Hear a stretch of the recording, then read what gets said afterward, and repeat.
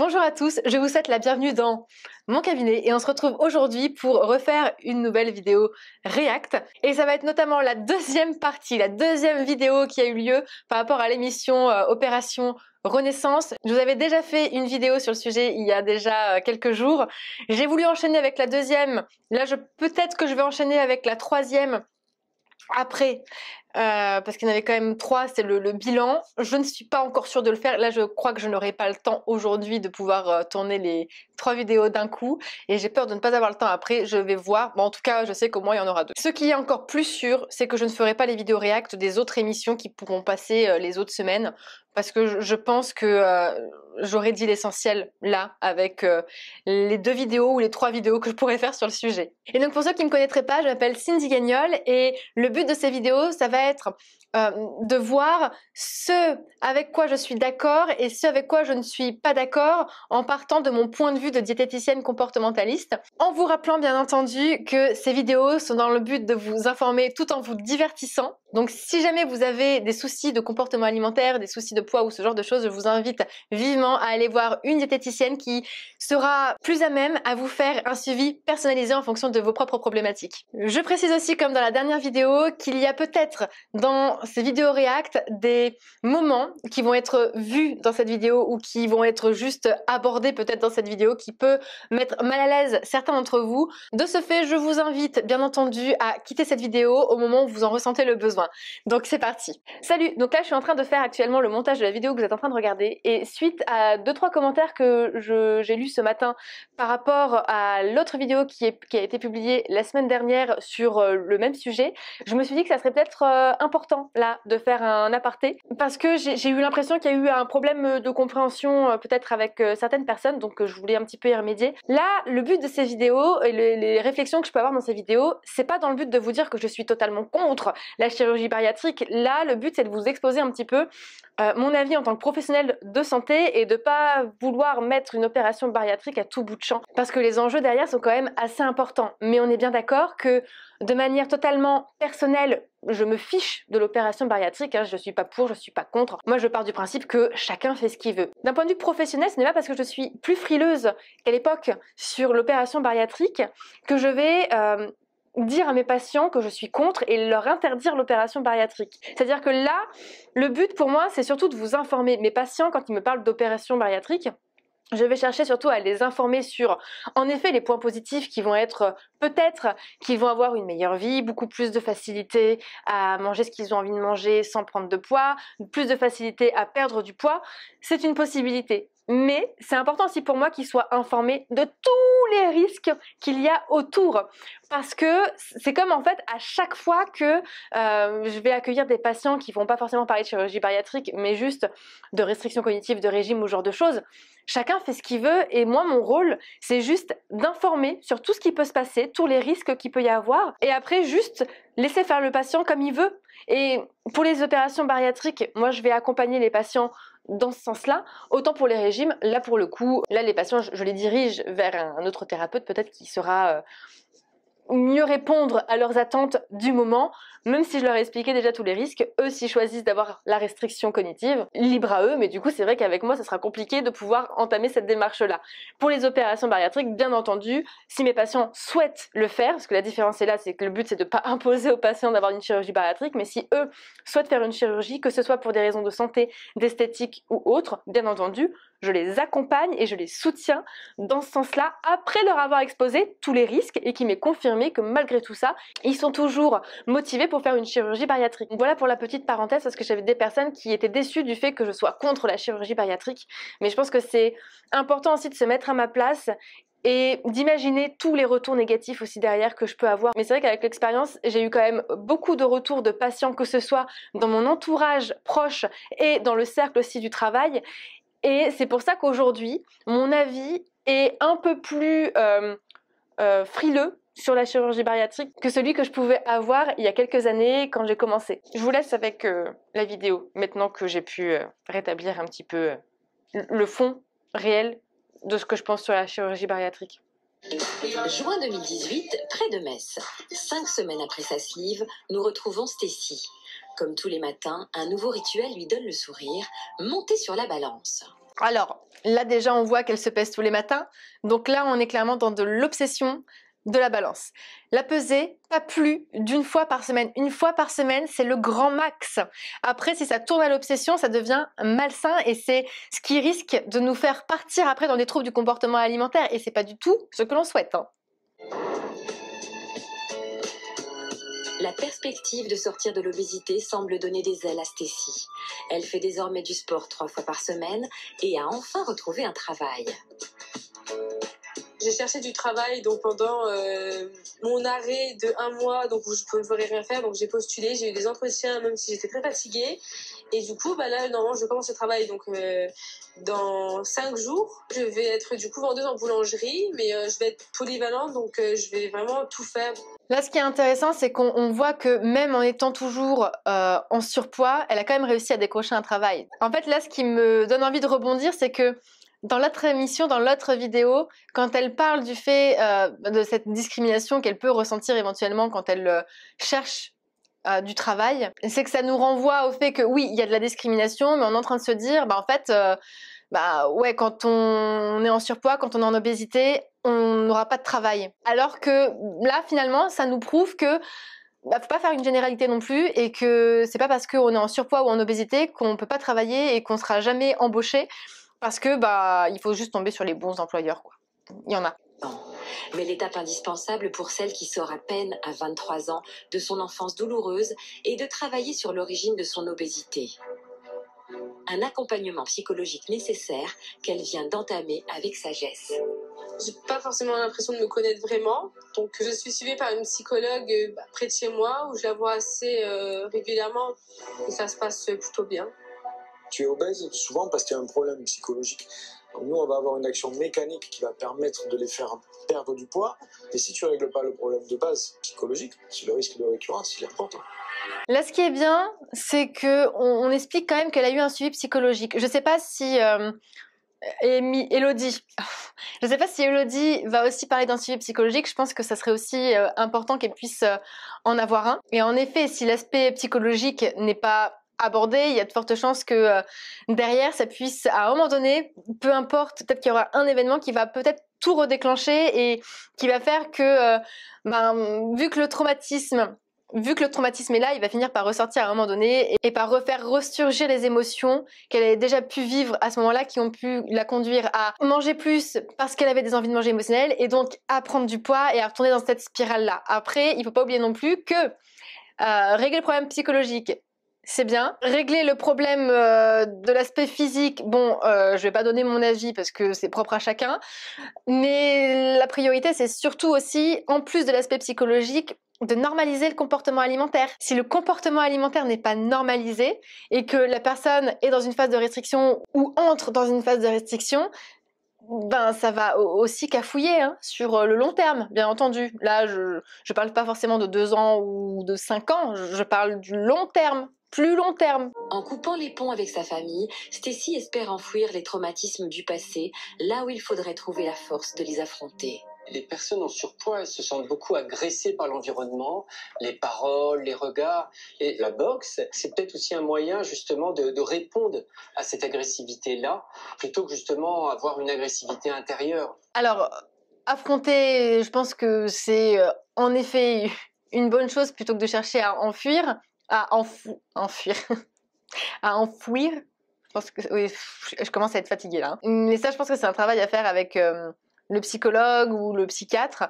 Bon, là, en l'occurrence, c'est le psychiatre qui aborde le fait de faire éventuellement une activité physique. Donc la boxe, ça peut être autre chose qui permet en tout cas de se défouler, mais je pense que l'activité physique ne va pas non plus tout régler. Et je pense que c'est important de travailler sur le développement personnel, sur l'affirmation de soi, sur pas mal de critères quand même qui vont peut-être permettre de faire en sorte de débloquer peut-être la situation ou qu'en tout cas la situation soit vécue différemment de la part de la patiente en question. Donc oui, le sport, pas forcément que la boxe, peut être une bonne chose pour pouvoir gérer ses émotions, gérer éventuellement la colère qu'on peut avoir ou ce genre de choses, pour se défouler. Mais en fait, ça règle pas le fond du problème qui est que actuellement, elle vit mal la situation par rapport à sa famille. Il y a des situations qui sont encore ancrées en toi, qui sont compliquées. Est-ce que tu as digéré ce qui s'était passé avec la boulangerie, l'échec financier? C'est toujours... je ne l'ai pas digéré, je le digérerai pas tant que j'aurais pas changé d'avenir professionnel. Je le sais, c'est un travail qui est dur. Maintenant, il faut que j'avance. Pour effectuer ce difficile travail sur son passé, décision a été prise par nos experts de tenter une technique qui est de plus en plus utilisée, l'hypnose.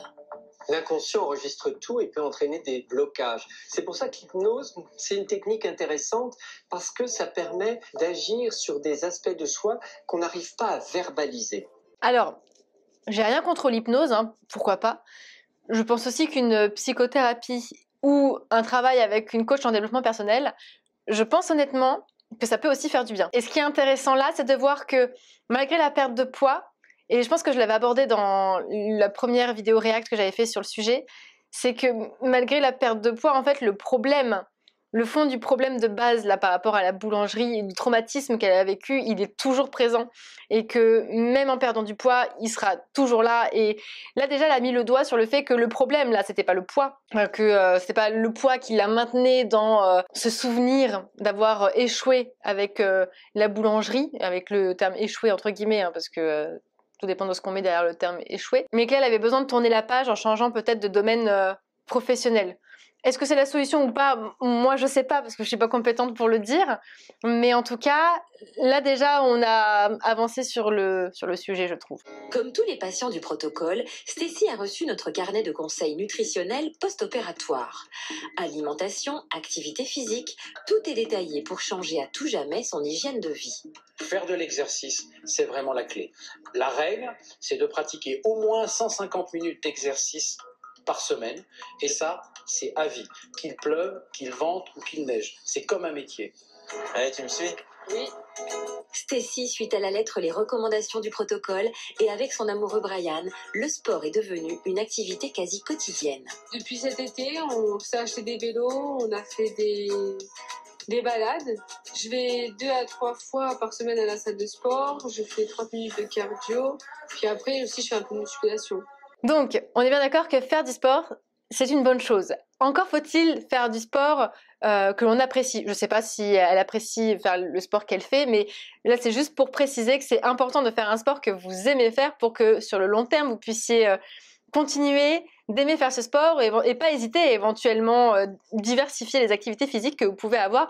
Je pense que plus que le sport, c'est important d'avoir une activité physique et de bouger juste pour être en bonne santé.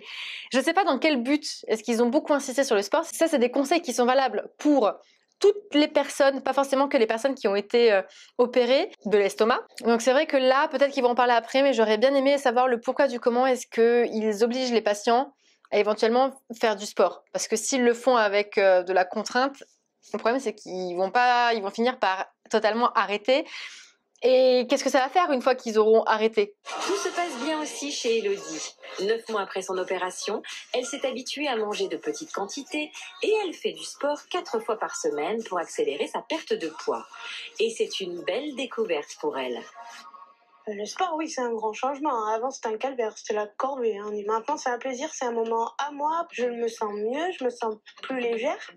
C'est le feu, hein, tout va bien, tout va très très bien même. Ce que je trouve dommage, c'est que là, le sport est encore mis en avant par rapport au poids, alors que le sport devrait être là pour le plaisir, pour la santé, parce qu'au final, il va pas avoir de réel impact sur le poids.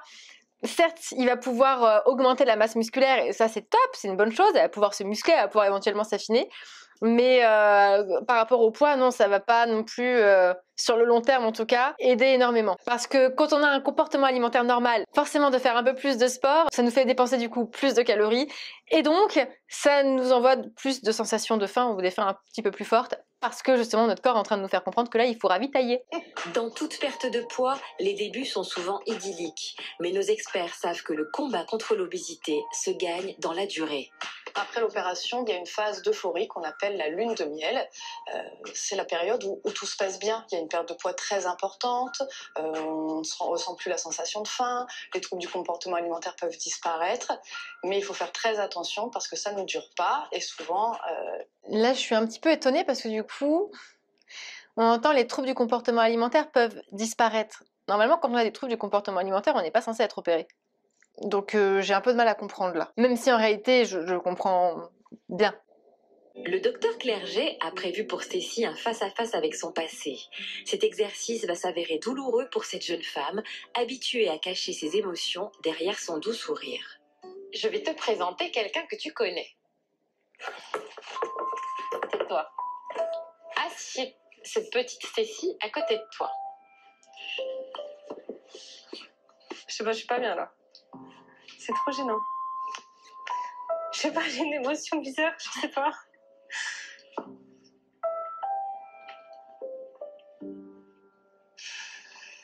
Alors si on a représenté la petite Stécie qui est là, c'est parce qu'on imagine que comme t'as pas eu un entourage très bienveillant, il est peut-être temps de lui parler. Non. Tu peux pas? Non. T'as rien à lui dire? Rien du tout. Ce qui est important, c'est effectivement, et ce qui est le plus difficile, c'est de consoler l'enfant intérieur, l'enfant qu'on a été finalement. Et maintenant qu'on est adulte, de pouvoir lui tendre la main et lui dire les mots qu'elle aurait eu besoin d'entendre et lui dire que ce qu'elle a subi, par exemple, n'est pas normal et que, j'allais dire, lui venir en aide à cette petite fille. Ouais, mais non. Moi, je suis impossible. Pour moi, je veux plus y penser. Ça, c'est un travail qui serait important de faire avant l'opération. Et je sais que c'est un travail des fois qui peut demander des années, mais je pense que, je sais pas si ça a été fait après l'opération, mais ça aurait été bon justement que ce soit fait avant, qu'il y ait un réel suivi psy avant, justement autour de ça. Je trouve que ça arrive bien trop tard par rapport à ce que ça devrait être.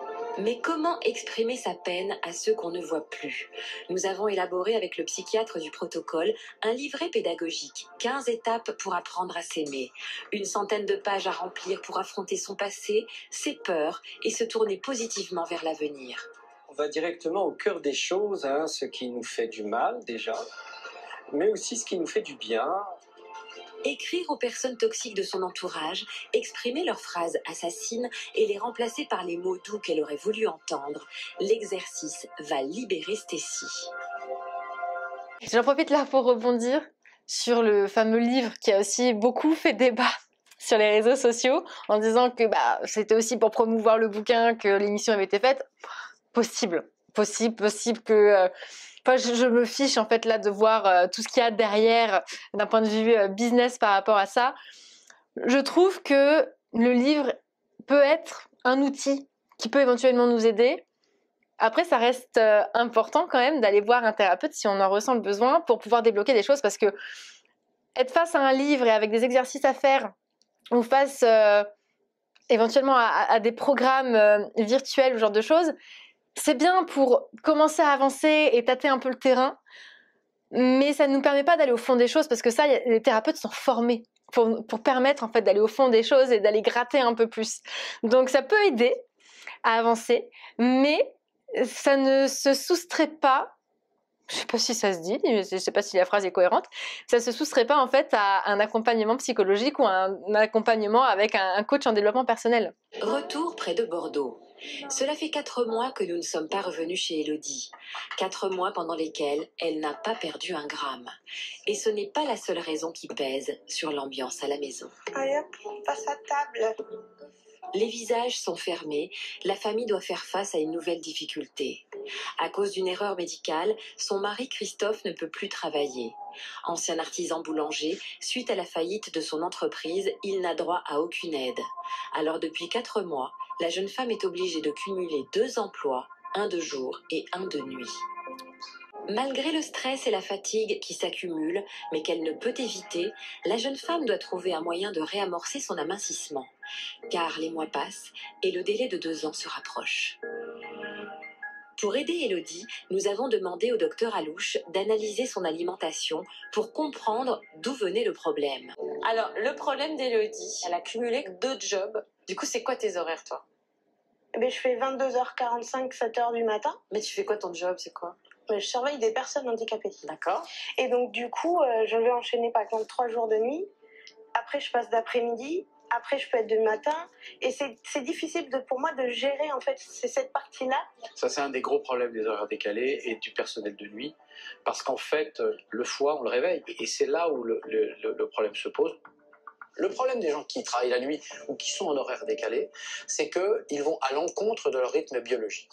Donc, le foie qui adore la routine va se retrouver à contre-courant. Et donc, les conseils, c'est avoir un repas avant d'aller travailler la nuit, un repas assez copieux, puis éviter de grignoter. Si on peut prendre le petit déjeuner 1 heure avant de partir de son travail, ça permettra ensuite d'aller se reposer et d'aller se coucher sans avoir une trop grande charge d'aliments. Mais j'aurais bien aimé aussi quand même qu'on leur explique le concept de la sensation de faim, de la sensation de satiété. Je ne sais pas si à ce moment-là, ils arrivent éventuellement à ressentir ce genre de sensation, mais je pense que c'est prioritaire que de se dire il faut manger un repas à telle heure, à telle heure, à telle heure. Enfin, à voir en fonction des patients, mais moi pour le coup, pour avoir des patients qui ont été opérés en consultation, je leur conseille de manger quand ils ont faim. Je leur conseille pas d'arrêter de grignoter, bien au contraire, je leur conseille de manger quand ils ont envie de manger. Et putain, ils sont déjà assez frustrés de ne pas pouvoir forcément être rassasiés lors des repas parce que le rassasiement il devrait arriver plus tard.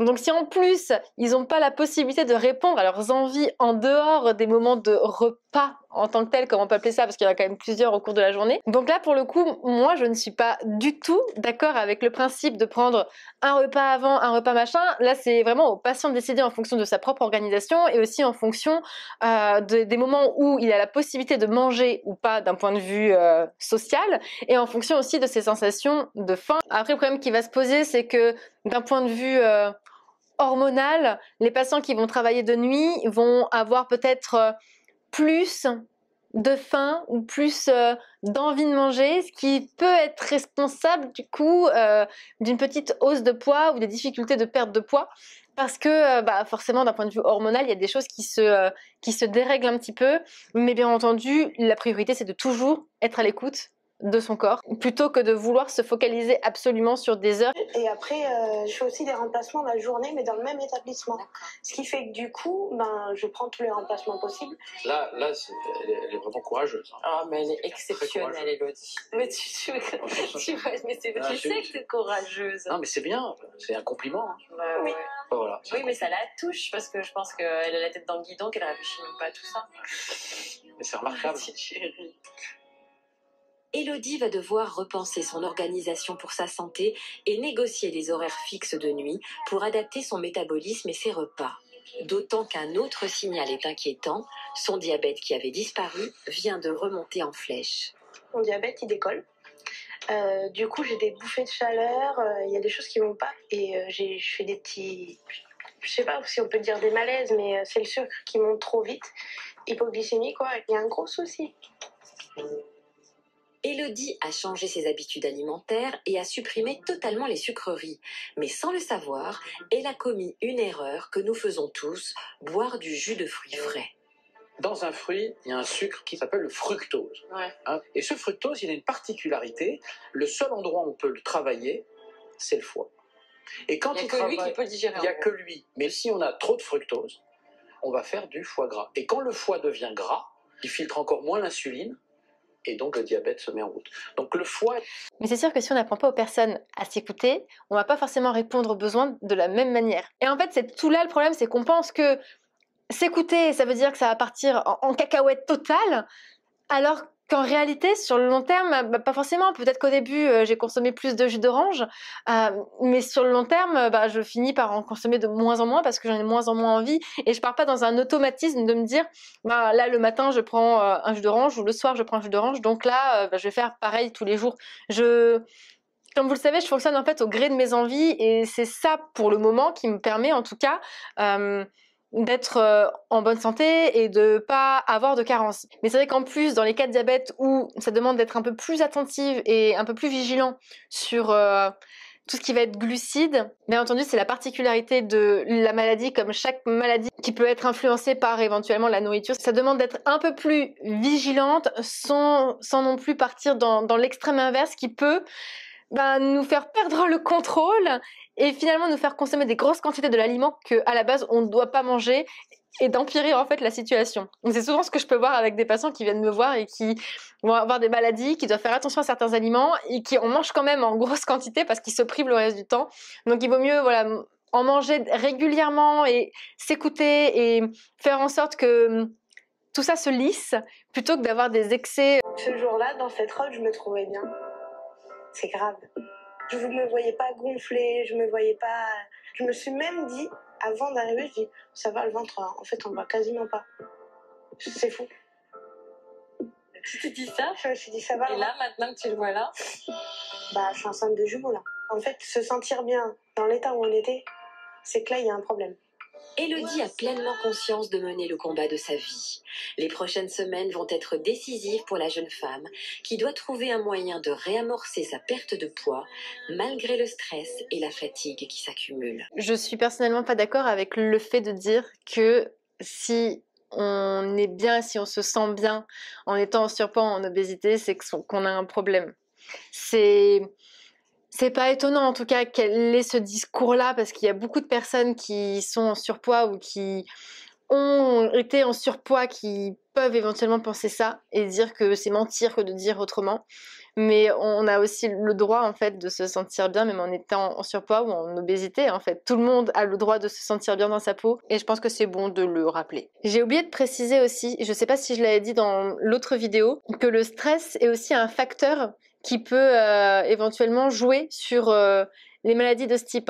Donc là, étant donné que d'un point de vue travail, elle a quand même 2 boulots en même temps, il est possible que ce soit ça aussi, plus les horaires de nuit, plus le côté hormonal. Enfin, là, il y a quand même beaucoup de facteurs qui peuvent faire que le diabète est remonté en puissance, qu'elle ait du mal à faire redescendre le poids et qu'elle est en train de stabiliser.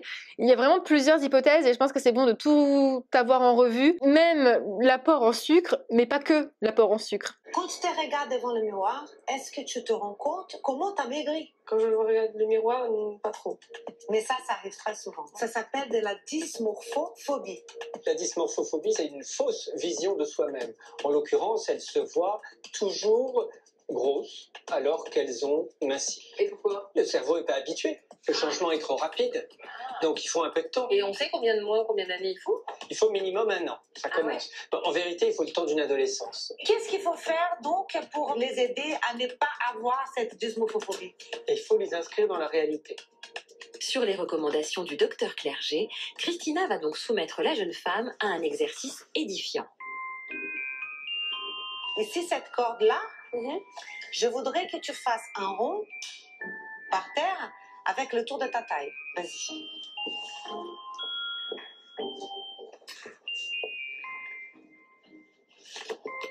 Voilà, je dirais ça. Tu trouves que ton tour de taille, c'est de cette taille-là? Bah oui, il est large mon tour de taille. Si c'était une ceinture, elle allait être grande comme ça, ta ceinture. Bah oui. Ouvre tes bras.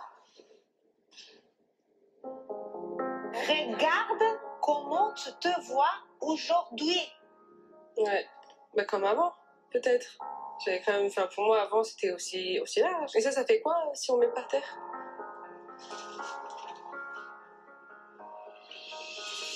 Ah ouais, d'accord. Non, j'aurais jamais fini ça. Jamais. Ça fait ça, Estes. Mais prendre conscience de sa nouvelle enveloppe ne veut pas pour autant dire qu'on l'accepte. Comment tu te trouves? C'est toujours catastrophique.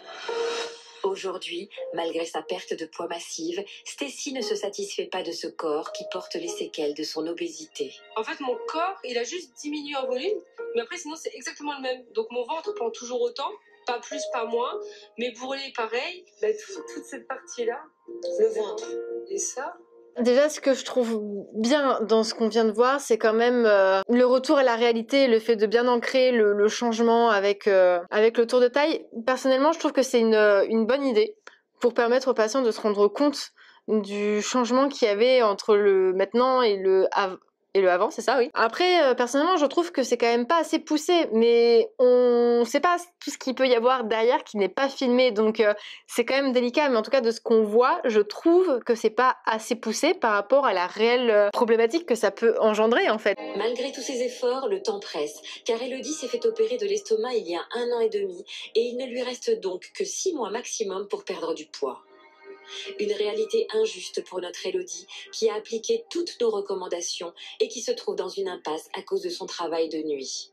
C'est une déception parce que, en fait, j'ai lutté et je m'attendais pas à lutter contre mon propre corps, en fait. J'ai pris les bonnes habitudes, j'ai tout pris. Et j'avais tout prévu, en fait, sauf ça. Et lutter contre son corps qui te dit stop... Voilà, c'est très compliqué à gérer. Alors, Elodie, c'est une fille super sérieuse. Elle fait du sport 4 fois par semaine, elle fait du cardio, etc. machin. Mais c'est comme si son corps avait dit stop, et donc elle ne perd plus. Donc il faut absolument lever ce point de blocage-là. Alors attends, Mélanie, elle avait une solution. Après l'opération, quand on a l'impression que le poids ne descend plus, on peut proposer des séjours en SSR. Ce sont des soins de suite et de réadaptation qui peuvent aider à réamorcer une perte de poids, puisqu'ils sont pendant 3 semaines Dans un centre ? dans un centre. Leurs repas seront faits, équilibrés, et ils auront de l'activité physique tous les jours. Alors il y a une formule, c'est le gros gobe, le mince mâche.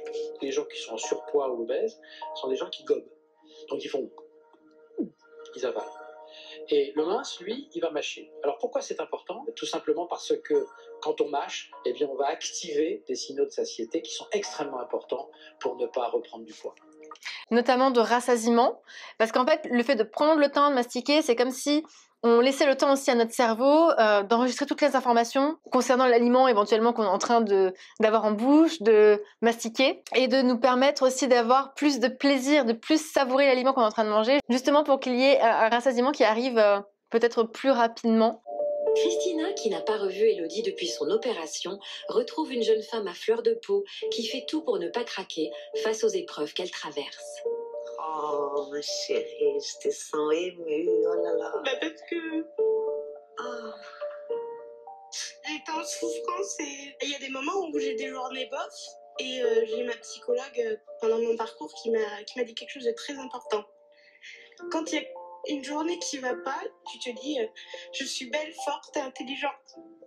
Oh. Bon, ce qui est chouette, c'est que là, j'entends quand même qu'elle a un suivi avec une psychologue et ça, c'est hyper important. Donc, je suis rassurée de ce point de vue-là. Mais je trouve quand même que c'est dommage qu'on voit pas plus les médecins que ça, quoi. Parce que, voilà, on voit quand même beaucoup Karine Le Marchand, on voit aussi Christina Cordula, un peu moins que Karine Le Marchand, mais on la voit quand même pas mal au cours de l'émission. On voit les équipes de professionnels parler autour d'eux. Mais c'est vrai que pour le coup, j'aurais trouvé ça peut-être plus intéressant de vraiment mettre plus en avant l'aspect médical et de pouvoir avoir plus le retour des médecins et éventuellement les consultations qu'il peut y avoir avec les médecins. Alors, tout d'abord, il faut gainer ton corps. Grâce à une gaine spécifique, Elodie découvre avec plaisir comment mettre en valeur sa nouvelle silhouette. Eh bien, ça fait du bien. C'est peut-être bête. J'aurais bien aimé qu'elle lui montre comment se mettre en valeur sans une gaine, en fait. Comment choisir des vêtements, parce que bon, la gaine, c'est bien beau, mais on se sent comprimé, en fait, dans une gaine. C'est-à-dire que moi, j'ai eu des collants qui faisaient office de gaine à un moment donné. Et je les ai toujours. Je ne sais pas pourquoi je les garde. Parce que je ne les mets jamais. Je préfère crever plutôt que de mettre ces collants-là. Parce que partir faire pipi avec une gaine ou avec des collants gaine, comment vous dire? Non, j'ai décidé que finalement, je préférais laisser mon ventre en liberté plutôt que de mettre des collants gaine. Eh bien, il y a 40 kilos perdus. Il y a beaucoup d'évolution. Beaucoup de travail et la dernière récompense, la voilà. Je sais que grâce à toutes ces étapes et ces complications, on va dire ça comme ça, je ne redeviendrai jamais comme j'étais, ça c'est sûr. C'est vrai ? Ah mais c'est sûr. En fait, quand il y a un moment où ça va pas, j'ai tendance à me dire tiens, je vais manger quelque chose. Et c'est là que je me dis va te faire un thé, va marcher. C'est là Tu que dérives tes pulsions. il faut que je fasse attention à ça Ta vie. toute ma vie. Toute ma vie. Là, ce qui est dommage, en fait, c'est que Elle a fait le lien avec l'émotion et le fait de manger, donc peut-être qu'elle est dans une compensation émotionnelle. Si vous connaissez pas ce que c'est que la compensation émotionnelle, n'hésitez pas à regarder sur ma chaîne. J'ai fait 1 ou 2 vidéos sur les compensations émotionnelles. Je voudrais savoir si elle sait faire la différence entre une envie de manger émotionnelle et une compensation émotionnelle, parce qu'en effet, dans une compensation émotionnelle, il vaut mieux savoir quel est le réel besoin, parce que là, à ce moment-là, le besoin n'est pas réellement de manger, et peu importe ce qu'elle va manger, ça ne va pas la satisfaire. C'est ce qui peut souvent donner lieu à des prises alimentaires avec un rassasiement qui a du mal à arriver, qui n'arrive pas. Et alors que l'envie de manger émotionnelle, là pour le coup, ça va être sur un aliment plutôt spécifique et c'est plutôt sain de manger quand on a une envie de manger émotionnelle, parce qu'on donne juste un coup de pouce à notre corps à ce moment-là, parce qu'il a besoin justement d'un fameux coup de pouce pour réguler le taux d'hormones à l'intérieur. Et à l'inverse, si on ne mange pas, si on se frustre à ne pas manger en fait quand on a une envie de manger émotionnelle, sur le long terme, ça peut donner lieu justement à des pertes de contrôle et à un comportement alimentaire qui part un peu à la dérive sans trop savoir pourquoi, alors qu'en fait, c'est lié à la restriction qu'on a pu s'imposer éventuellement à ce moment-là. Mais bravo, hein.